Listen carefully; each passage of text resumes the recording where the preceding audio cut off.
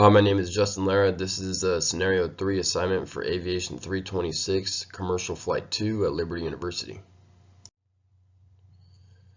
In this scenario, I'm a commercial student on a cross-country flight, and I notice the distance between 2 points is much longer than anticipated.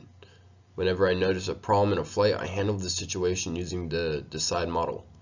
According to the Pilot's Handbook of Aeronautical Knowledge, the DECIDE model is a continuous loop process that provides a logical way of making decisions.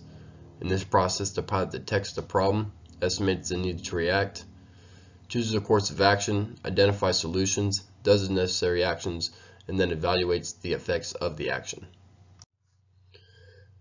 As with any flight, we'll need to consider the PAVE checklist. This should be done right before the flight, but should be revisited throughout as things change.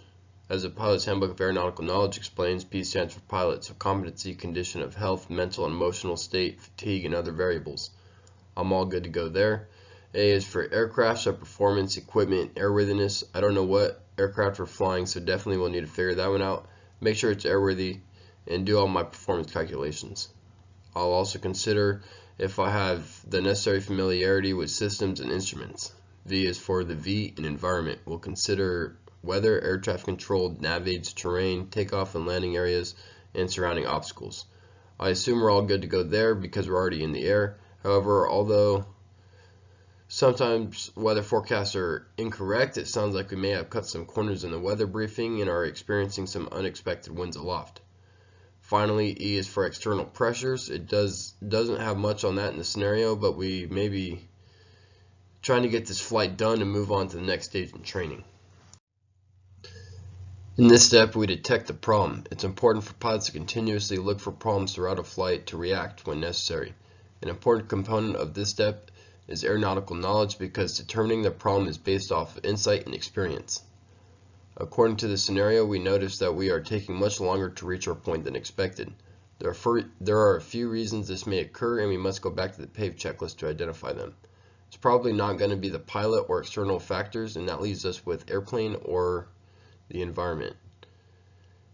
If it's a problem with the airplane, it would probably have something to do with the engine. We should look over our engine gauges and ensure there's no problem with the engine and ensure we have the correct power setting for which we plan. If it's the environment, it would most likely be a result of wind we did not plan for. The next step is to calculate how much of a problem this really is. Will the increased time result in inadequate fuel to reach our destination? Are we flying into a weather system we did not plan for? Are we suffering from a loss of power that could turn into a full engine failure? Or is there no problem with the engine, the weather, surface winds are within our personal minimums, and it's a short flight with plenty of fuel? Or is there a power setting that is wrong and we will have enough fuel to reach our destination after correcting it?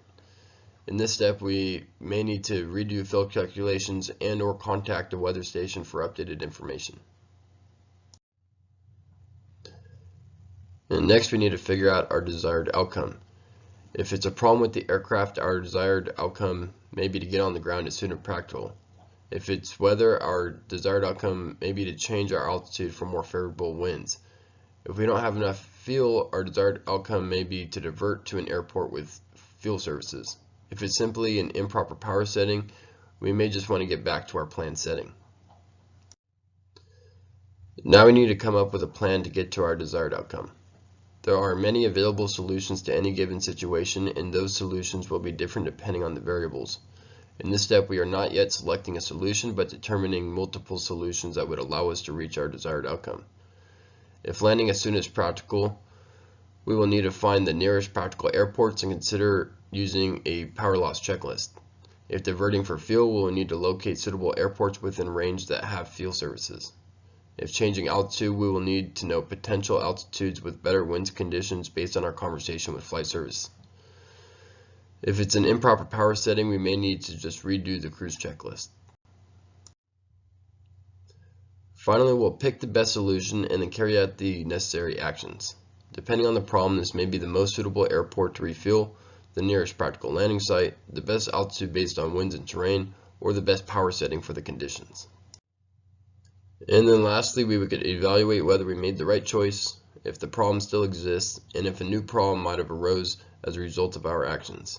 If a problem still exists, we would restart the DECIDE model. For the sake of keeping this presentation short, I kind of considered all of the possible issues at the same time. However, in reality, I might consider one theory, follow the decide model, then restart with another theory if it didn't correct the problem.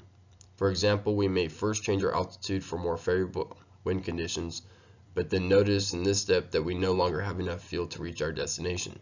We would then need to restart the decide model to deal with the newly detected inadequate fuel problem. These are the references I used to make this presentation. And again, my name is Justin Lara. Thank you for watching.